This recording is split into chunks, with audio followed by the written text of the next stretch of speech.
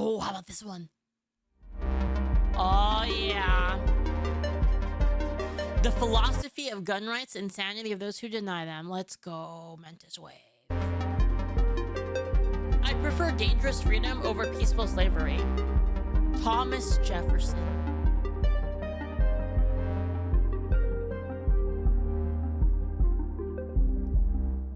Hey internets, so there are a lot of videos out there about gun rights, and a lot of books out there about gun rights, but most of them do not really delve that deep into the philosophy behind why gun rights are so critically important, and they often only refute the easiest arguments to refute, and that's what this video seeks to remedy. Because one of the most important things about human rights that everyone needs to understand is that the right to self-defense is necessary for all other rights to function. And if you think about it, you'll realize that this is actually pretty darn obvious. If you do not have the right to defend your rights, then you don't really have any of those rights at all. So if the state says you can't defend yourself against an attacker who wishes to do you bodily harm, then this is logically equivalent to a scenario where criminals have a greater than, or at least equal to, right to your body as you do, which means you don't really own yourself in a society that does that. Likewise, if the state says you can't defend your goods against theft, you don't really have a right to own those goods any more than the thief, and if you aren't allowed to defend your home against an intruder, then the intruder owns your house, you don't. This is why any outside force that would seek to prevent you from the right to self-defense is an inherently evil agent of aggression. Unless you believe that rape, murder, and theft and whatnot are good things, you are logically forced to accept the fact that people have the right to self-defense. This is why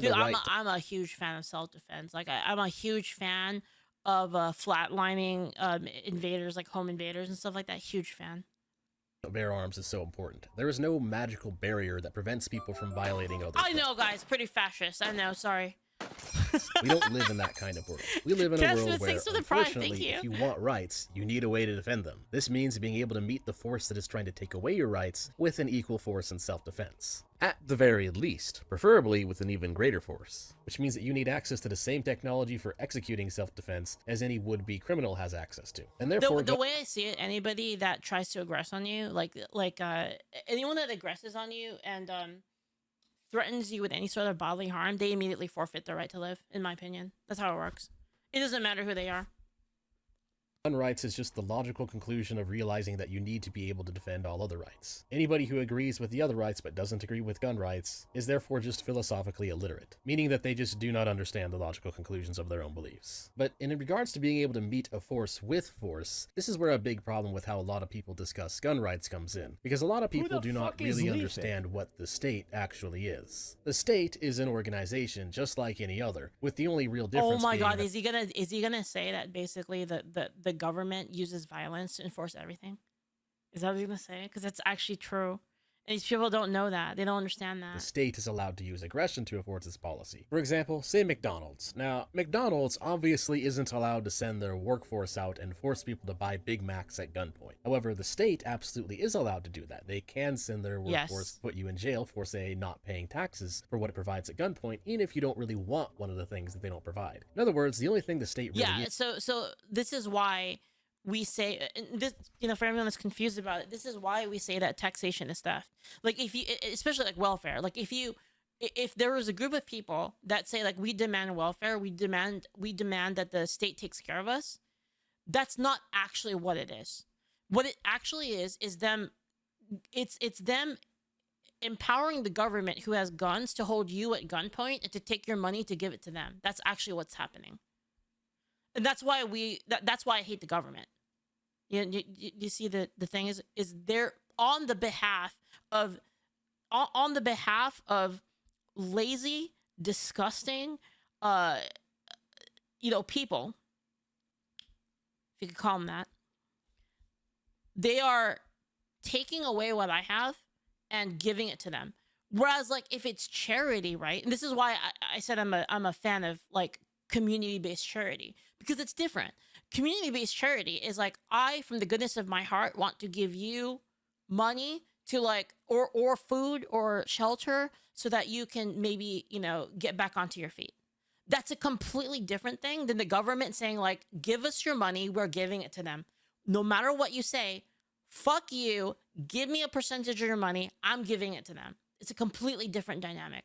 And not only is it a different dynamic on the end of view of them literally robbing you for your money, it's also a different dynamic on the receiving end, because in the first case, the person has to understand that they understand where the resources are coming from.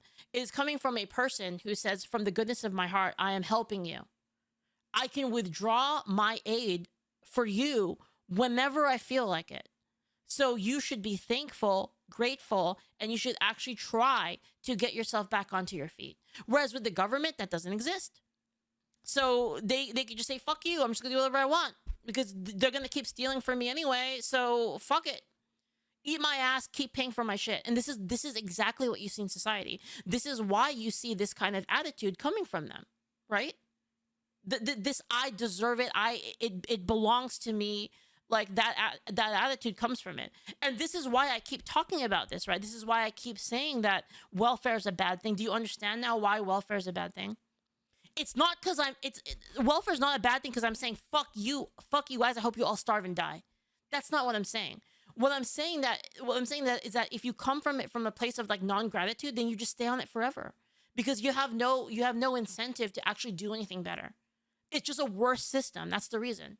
It's a worse system. It erodes the soul, erodes the values. Exactly. That's exactly what I mean. And anyway, that's the whole point. What did this person say? Oh God, what is wrong with my? Anyway, let's keep going. Is just an organization that we consider to be legally allowed to use force for its transactions, whether or not you want. Sorry, and one more thing. This is why I hate commies. This is why I hate commies, because commies will say, "Oh, I'm about peace. I'm about peace." Don't mistake what they're saying. When commies say, "Oh, I just want to give things to poor people. I just believe that everyone, I believe that I have an inherent value in like myself, and inherent this, inherent that, inherent right to housing, inherent right to food." That's not what they're saying. What they're saying is, I am going to use force to take it from you so I can have it. That's what it is. That's what they're saying. That's why I fucking hate them. Because they're fucking disgusting. That's why. Argue if that is a necessary evil or not isn't really the point here, and is subject for a different video entirely. The point here is that for the state to function, it needs to be able to use force, and thus it must have access to the best technology available as well. And this just adds another layer of stupidity on the people who are saying that you shouldn't have gun rights, because it means that claiming that people should not have the right to guns, or should have less rights to guns, or however you want to spin it, is logically equivalent to claiming that only the government should have those guns. So for example, when a person says people should not be allowed to conceal carry guns in the library, this is effectively the same thing as saying only the government should be allowed to conceal guns in the library. And criminals, because criminals don't follow the law anyway. So you forget about that criminals inherently don't follow the law. So the idea that like if you say there's a gun-free zone at the library, that it's going to stop a person, like a mass shooter, from walking in there and shooting everybody is retarded, because they're going to do it anyway. Same goes for saying people should not be allowed guns in the mall, or the park, or in their own home, or on the freaking moon in the year 2089. Whatever. This also goes for things related to guns, so saying ban bump stocks is the same thing as saying only the government only the government can have automatic weapons, only the government can have this and that, have bump stocks. Or ban a certain type of ammunition or whatever means that only the government should have that type of ammunition, etc., etc., etc. Any argument against gun rights in any situation or context is always the same thing as saying that only the government should be allowed to have access to guns in said situation. There is no way of getting around this. It's very important to start any kind of discussion about gun rights off with this very important point. Anybody who starts out against gun rights must be shaken down to reality and forced to admit that what they are saying is the same thing as saying that only the government should be allowed to own guns, and that only the government is allowed to decide. And it's the same people, by the way, who say that we live in a fascist dictatorship in like which we have a king, right? In which we have a king, and like Trump does whatever he wants, and that illegally, and that he's literally a dictator, neo-Nazi or whatever, right? It's the same people that say that we shouldn't have guns, but then also that at the same time. Like, what are you talking about? Rights like, exist at what any do you given mean? moment. The gun grabber position is an inherently authoritarian position, and anyone taking this position must be made to acknowledge this simple fact. Yes. If someone tries to avoid acknowledging it, they are either mentally incapable of understanding philosophy. 99% of people. And therefore should not be taken seriously, or they are lying to you and definitely should not be taken 1% of the people that actually want power. seriously. This also brings us to our first major logical contradiction with anyone saying that we should ban guns. Because any argument against gun rights is therefore effectively saying that because guns are bad for some reason, someone with a gun, aka the government, should be able to use their gun to threaten you to give up your gun. If you believe in gun control, you believe that people who have been ordained to have guns and are just better than others. Yeah, because none of these people will say that, well, government people shouldn't have armed security and famous people shouldn't have armed security. Of course not. Of course they wouldn't say that, right? Like, all of these people have security. Or they'll say something like, oh, well, you know, like you should be like a super trained security person to even like have a gun, or just, yeah, right? Which means like, okay, so you mean that poor people who can't afford that, they can't protect themselves? This is what I mean. Like, these people are just retarded.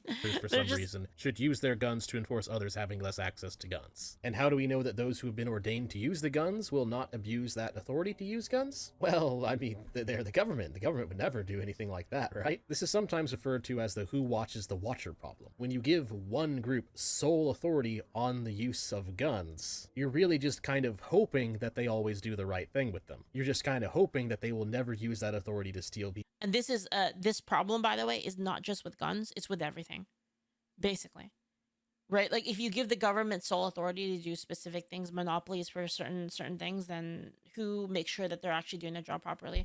This is why they always fuck everything up. The government can't do anything. It's always better for private businesses to handle stuff, because they're competing against each other, whereas the government doesn't have to.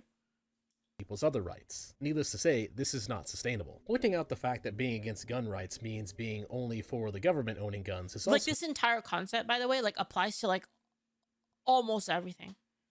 And it's the same thing with like healthcare, right? It's like, it's the same thing where, like, if the government has the control of all the healthcare, then who is to tell the government like that they're doing something wrong, right?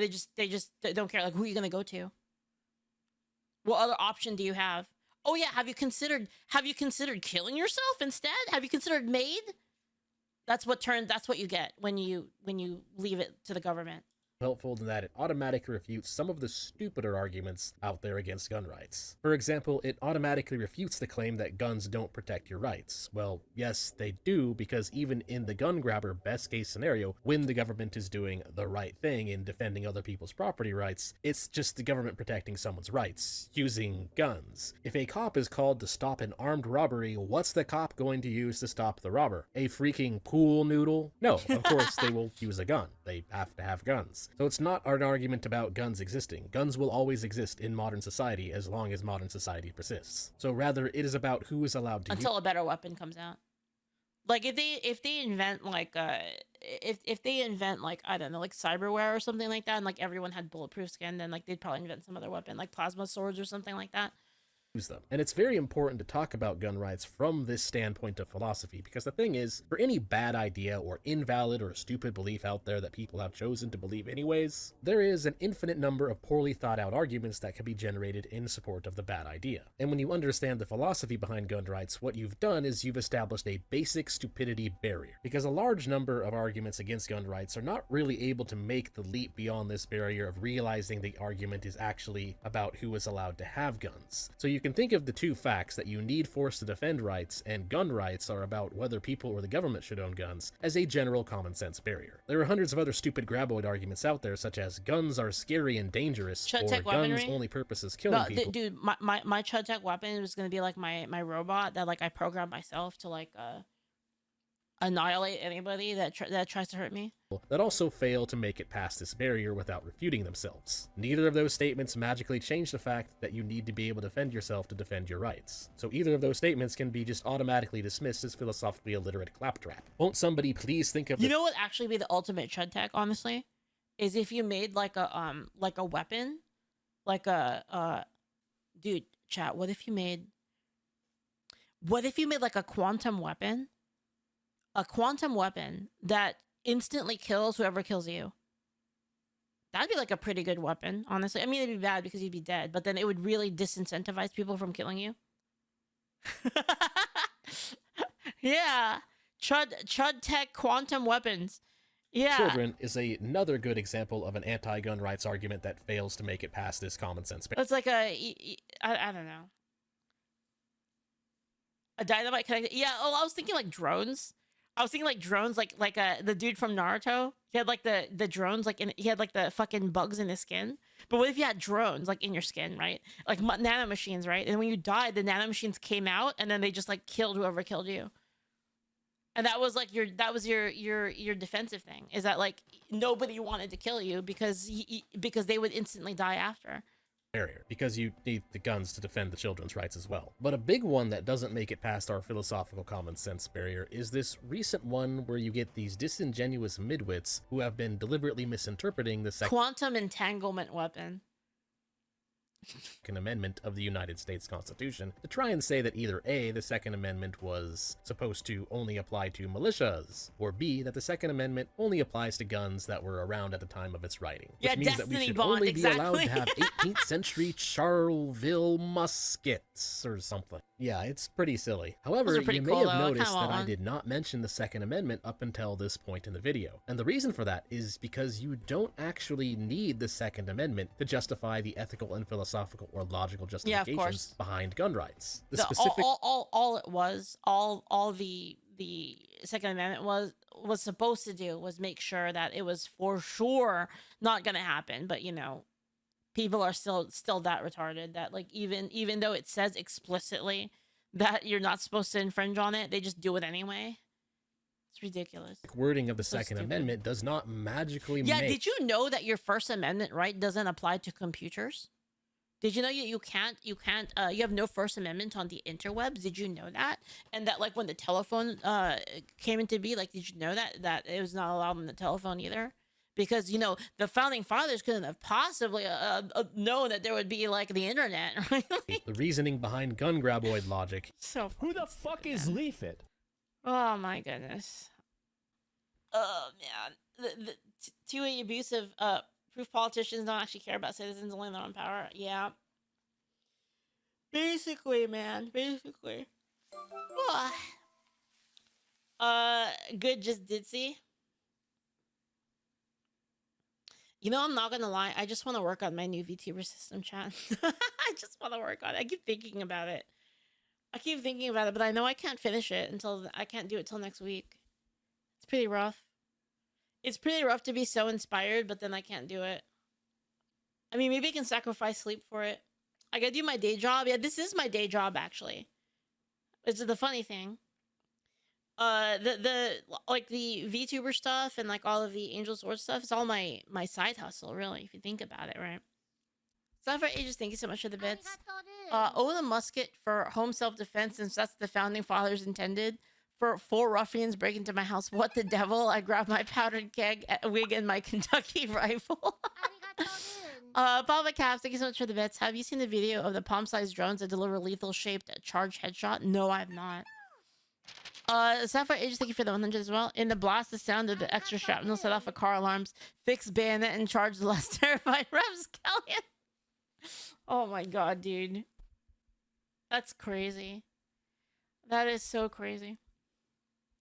Any less idiot amendment, philosophical or logical justifications behind gun rights. The specific wording of the Second Amendment does not magically make the reasoning behind gun graboid logic any less idiotic. But because the Constitution is important at least to the United States of America and how it functions, let's just pretend for a moment that it does make it past our common sense barrier. Now, the main problem with trying to argue that the Second Amendment was only about militias or muskets is that I first off don't even think any educated person can actually believe this argument. That's why I call it disingenuous. It's very easy to prove that the founding fathers weren't talking about just muskets and weren't talking about just a well-regulated militia. Because if they were, then they would have enforced the law under that interpretation back when they were alive. But they're just lying, basically. You did not need to be a part of a quote-unquote well-regulated militia to be able to own guns back then. So obviously the founders intended for it to apply to individuals. If they did not, the historical facts behind the United States in the first 100 years would be very different. The founders were also plenty educated enough to understand that arms was a technology that was constantly changing and being upgraded. That's why they said bear arms, to keep it intentionally vague. If they just meant it to mean muskets, why didn't they But what if they meant that we have the right to have bear arms?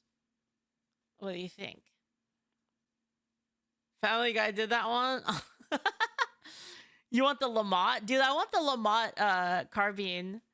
Specifically state in the Constitution that it was to not apply to any future gun technology, when the founders were very much aware of this situation. There were very noticeable advances in weapon technology between the 1300s and 1780. And if you want to get really specific and technical, it was James Madison who was the main brainchild of the Second Amendment, who graduated with high marks from Princeton University, or back then College of New Jersey. So he had to have known that this would be a thing. It is an extremely bad faith interpretation of the Second Amendment to look at the vague nature of bearing arms and conclude that it was somehow a mistake for it to be vague. It was not a mistake. James Madison almost certainly intended it to be. And again, let's just go back to reality land and acknowledge the fact that this argument, again, doesn't even make it past our common sense barrier. The people making this argument are trying to say that guns should be grabbed not for any kind of ethical or consequential or philosophical reason, but rather they are saying that guns should be grabbed because of a bad faith interpretation they are putting forth of a document written over 200 years ago. Absolutely nobody making this argument can be taken seriously. Because the whole thing is really just an example of the all too common authoritarian midwittery, where a pseudo-intellectual... Rana says, really turned it on their heads when they learned the proper term for a long firearm is musket.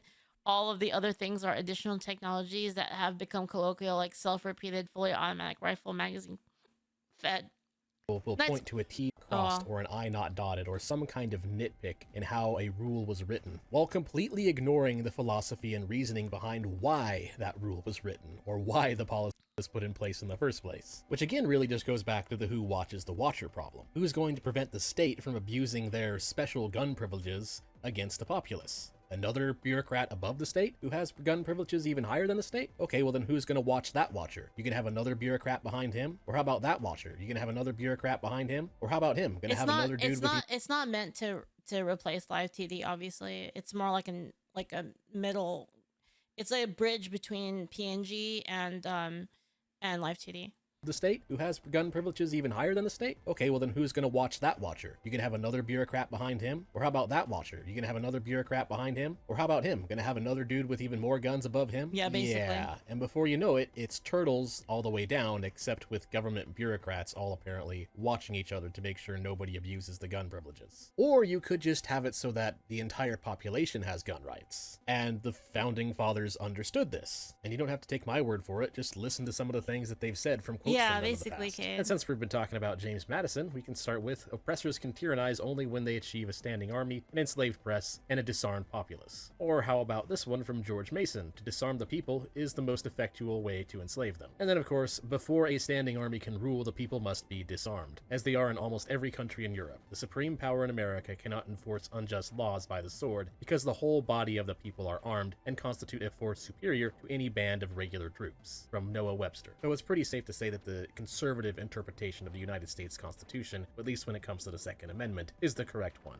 And there are many other quotes further proving this. When they were talking about militias, they were clearly talking about individual rights, and when they didn't specify which guns, it's pretty obvious that that was intentional.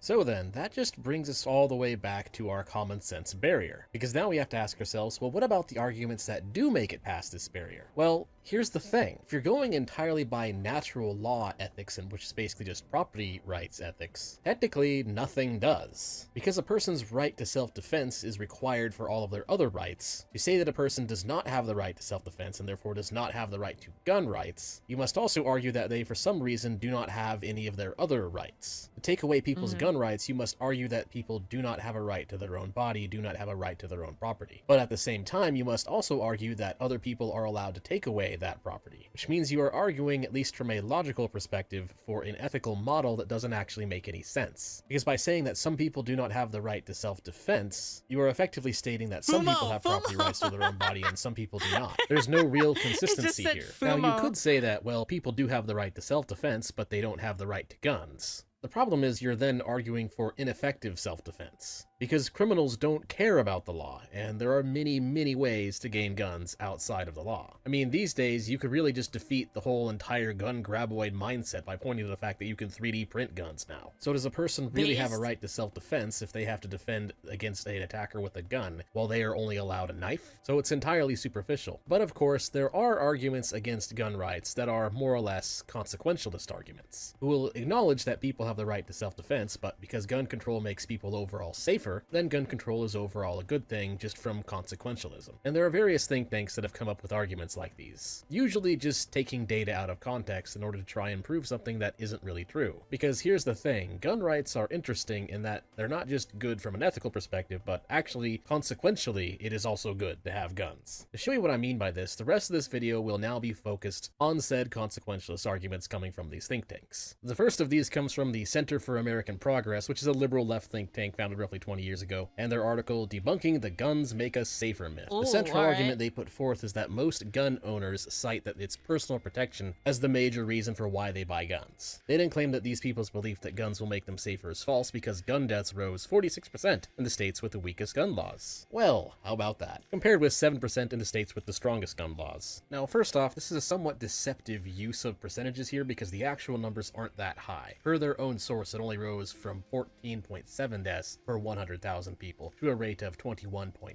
Second of all, the big weasel here that they are only looking at specifically gun deaths, not deaths in general or homicides in general, but gun deaths. Oh, I see. Well, duh, of course. A society with more guns is going to have more gun deaths, just like there were more sword deaths back in medieval times. This tells us absolutely nothing about safety. If you really wanted to prove that guns aren't making people safer, you would look at homicides and other property crimes in general. And of course, they don't do We that. should tell all the medieval people that they should switch to having guns because they have too many sword deaths. Because that would debunk their study. Because their study, in their own source they are citing, doesn't really make it easily clear which states they are talking about. You have to jump to another part of their study to find that. And when you do, it becomes painfully obvious that they're lying to you. Looking at the bottom 5 states they give an F rating to for gun laws and comparing their chart to the homicide rate, Wyoming and Idaho appear to be safer from homicide than average, Kentucky is about average, and Arkansas and Missouri are worse than average. This paints a very different picture from the correlation they're trying to paint, suggesting Yep. other factors are at play. On the other end, California is about average, Illinois is worse than average, and the rest are somewhat safer. But again, this is not taking into account things like culture or socioeconomic status, reducing the relevance of what they're claiming here even further. It's also worth pointing out that the top 5 states with the lowest homicide Hey, rates Devian, are thank mostly you. D or F rated Thank you for the raid, Devian. Thank you so much. Thank you.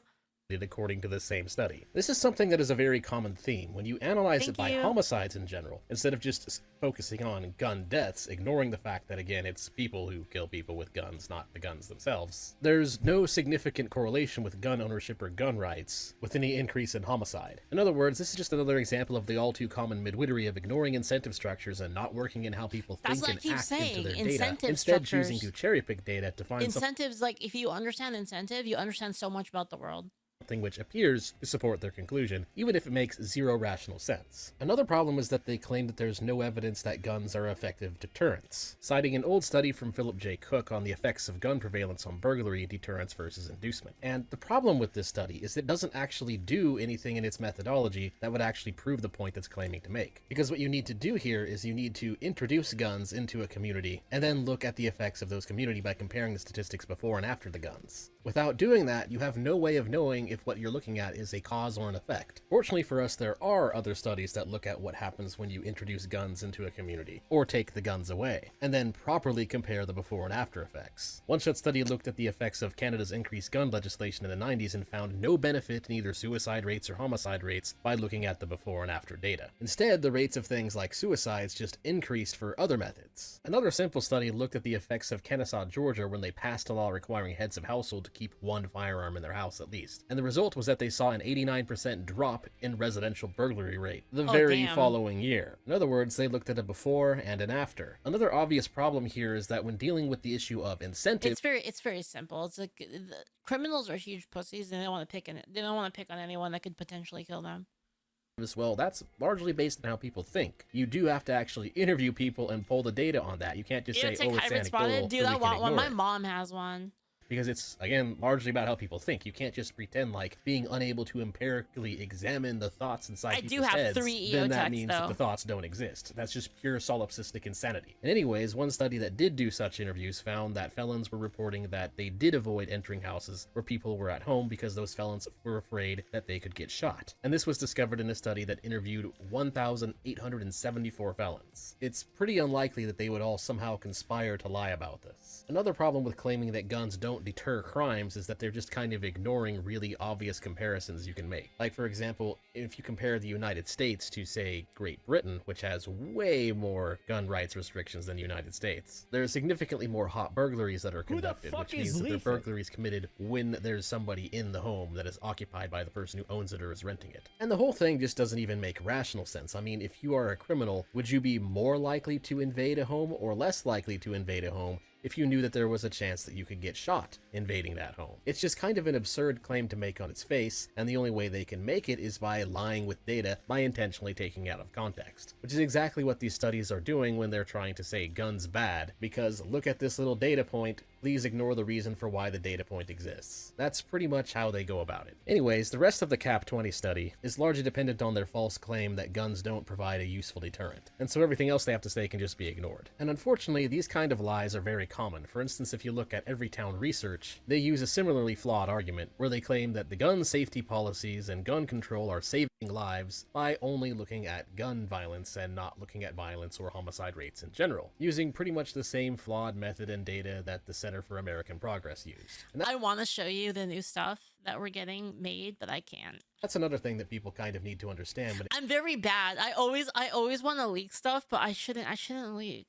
Method and data that the Center for American Progress I have used. to be and that's good. another thing that people kind of need to understand when it comes to these arguments against gun rights. It's very common for these organizations to just sort of parrot each other. The Scientific American provides us with another example of this circular reporting, claiming that the science is clear, it's all settled, gun control saves lives. Citing, again, you guessed it, data that just looks at guns and firearm deaths rather than actual violence in general. Or how about Governor Gavin Newsom's page from California, citing new findings fucking apparently clown. that show California's gun control laws are working. Oh, New findings directly from the wow. California Department of Justice. So let's click Let's on see that how they and see what fucking that has fake to the say. fucking And data to my here. complete and total lack of surprise, the study, once again, only looks at homicide rates and violence rates committed with guns, ignoring it from an overall perspective. For reasons I already went over, this proves fixed it, thank you. absolutely nothing. And if anything, it just kind of shows you how prevalent this pattern is. It is extremely They common actually for know. gun They know. graboids to cite data that goes over gun violence rather than just violence in general. They are deliberately ignoring the obvious reality that guns Fucking are just a clowns is tool what that they are are. being used by Clowns! people. Murder and violence are Thank you, people Mommy. problems. They are the human condition problem. They are cultural problems. And yes, the meme is true, it is often a mental health problem. But anyways, let's look at one last example of these think tanks. From the Violence Policy Center, we have guns rarely used to kill criminals or stop crimes, new VPC report shows. Oh, yeah? Now, right off the bat, their premise is kind of silly. You don't actually need to kill a criminal in order for the gun to be an effective form of self-defense. Because the best Yeah. Did you know that if there was a criminal or somebody that was trying to rob you, and then you pull a gun out on them, they usually go, "Oh fuck, just kidding." Right? self-defense weapon is obviously the weapon that you never have to use. Deterrence is what matters, and the evidence that guns are an effective deterrent is overwhelming, in addition to just kind of being pretty darn obvious. Again, if you're a robber, and pretend for a moment that you have no morals whatsoever, but you do care about your own life, and you have a choice between a victim that is armed... Yes, as I said, which is why when you have a, they had the law where everybody had to have a gun in their house. Now, all of a sudden, they don't want to break into people's houses because that has a lot of risk of you getting shot. And a victim who is not armed, who do you go after? That just kind of shows the ridiculousness of these arguments. The only way they can make their point is by deliberately ignoring common sense. It therefore makes absolutely no sense to argue that guns bad because there was only about 300 justified homicides, but almost 10,000 unjustified homicides using firearms. I'm starting to think that all of the shit that's happening in the Heartwood is just leftist. I got isekai'd. I think that's what it is. I think that's the problem. Somebody opened up an isekai portal in the Heartwood and just letting all the leftists out. This kind of comparison only makes absolutely no sense to argue that guns bad because there was only about 300 justified homicides, but almost 10,000 unjustified homicides using firearms. This kind of comparison only makes sense if you deliberately ignore what the entire point of self-defense is. Also, remember the fact that there's no real correlation between gun control and the homicide rates when you account for homicide rates love these, overall. like, When you take that into clown account, clips. this study actually debunks itself, because it shows that guns are occasionally used in self-defense. And then, of course, to everyone's great surprise, the study from VPC then goes on to make the argument where they only base their data on gun homicides, ignoring homicides overall. It is all just just cherry-picking fallacy after cherry-picking fallacy after cherry-picking fallacy, and all of these think tanks just use the exact same cherry-picking. The point here is that neither the consequential facts nor the ethics are on the gun graboid side, and if we expand things even further, this just becomes even more painfully obvious. There are many countries that outright ban guns for civilian use, and yet still have high crime rates. This has been proven time and time again. More gun control does not mean less crime. And that's a really big problem because gun control is a massive restriction on people's freedoms. Because again, going back to the ethics and philosophy, a restriction on people's gun rights is a restriction on their ability. Because again, and that's a really big, this has been proven map.